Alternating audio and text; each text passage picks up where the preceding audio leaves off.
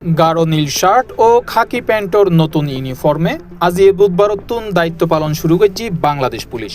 রাজধানীর পূর্বাচল নতুন শহর প্রকল্প নির্মিত বরকাও পুলিশ ক্যাম্প উদ্বোধনের সময় নতুন পোশাকে দেখা যায় পুলিশের আইজিপি আলী হোসেন ফকির ও ডিএমপি কমিশনার মসলিউদ্দিন আহমেদের। পূর্বাচল নতুন শহর প্রকল্প পুলিশ সদর দপ্তরের অতিরিক্ত মহাপরিদর্শক খন্দকার রফিকুল ইসলাম জানাই পর্যায়ক্রমে ব্যাক পুলিশ সদস্যর হাতত নতুন পোশাক পৌঁছাই দেওয়া হইব। যারা ইতিমধ্যে ফাইট তারা নতুন ইউনিফর্মত দায়িত্ব পালন করেন।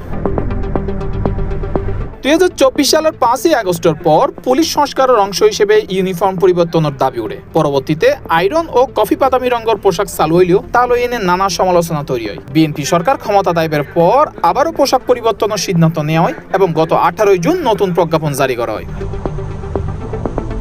নতুন বিধান অনুযায়ী অধিকাংশ ইউনিটের পুলিশ সদস্যসকল গাঢ় নীল শার্ট ও খাকি প্যান্ট পরিব। নারী পুলিশ সদস্যসকলের পোশাক, মাথার আবরণ ও মৌসুমী ইউনিফর্মের ক্ষেত্রেও নতুন নির্দেশনা দেওয়া হয়। C+ TV, Chittagong.